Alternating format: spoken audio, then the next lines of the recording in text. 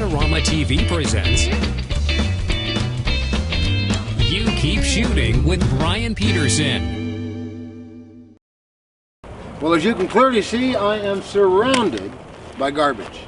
I mean, literally, I got garbage right here at my feet, and yet I'm also surrounded by garbage in the minds of a lot of people, I suppose. I'm at a junkyard of all places, and you might think to yourself, what on earth are you doing in a junkyard? You getting some auto parts or something? I said, no, no auto parts. I'm actually here to create some really compelling photography. Hard to believe. Hi, I'm Brian Peterson, and you are watching Adorama TV. And I'm the author of Understanding Exposure and Brian Peterson's Field Guide to Understanding Photography.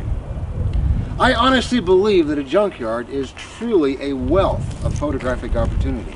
Right here at my feet, as an example, I got a whole bunch of broken glass.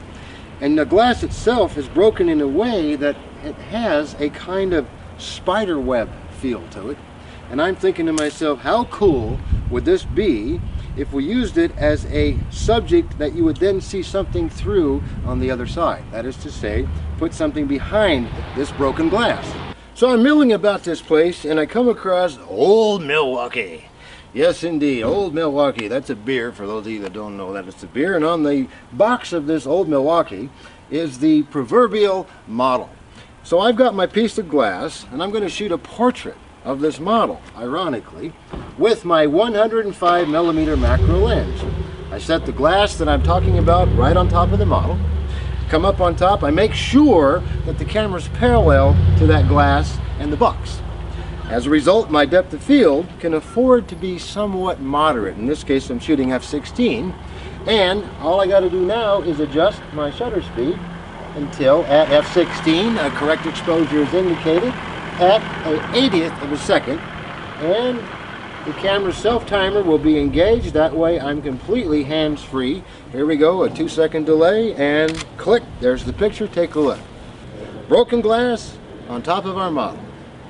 A unique way of looking, certainly, at something that might be considered just an ordinary Old Milwaukee carton beer box. Now, with that in mind, let's take a look and see some other examples that we found here in this junkyard.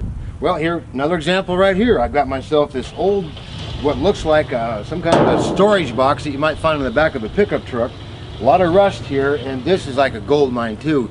And talk about textures and lines and things like that. And again, the key to this is that I'm going to have the camera parallel to the subject.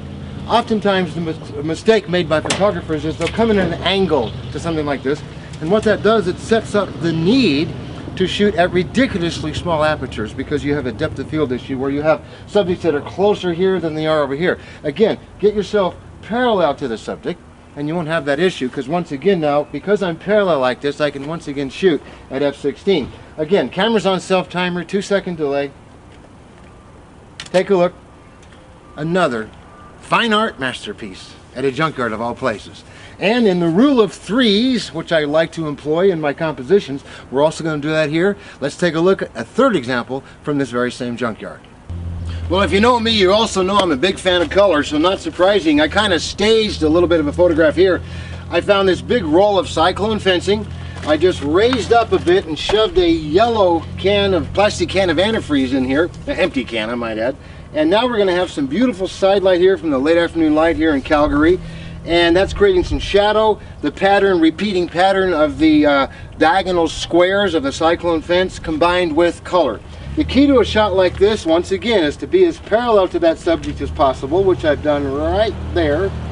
And the repeating pattern idea. Fill that whole frame edge to edge, top to bottom, with just yellow on the left, yellow on the right, yellow at the top, yellow at the bottom, and in all that, of course, all those diagonal squares of the cyclone fence. And again, I'm now finding myself, because the depth of field here is about 1.5 inches, I'm stopping all the way down to 32 and using self-timer once again. And at 32, I adjust my shutter speed where I see that a 30th of a second indicates a correct exposure. 2-second delay, there's the shot. So, take a look at all three of these up on the screen now, side by side. We've got the broken glass on top of our fashion model from the Old Milwaukee beer carton. Next to that, we see beautiful rusty textures.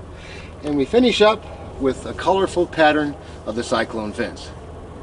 Now, keep in mind, this was all shot at a junkyard. And we've all done this within the last 10 minutes. This isn't taking hours, it hasn't taken days. That's my point. A wealth of photographic opportunity awaits anyone if you just open up that mind and say, you know what? It's not about the content. It's ultimately about the compositional arrangement. That's what makes a compelling image, as clearly these 3 junkyard photos attest. Something to keep in mind, and until next time, this is Brian Peterson saying, you keep shooting.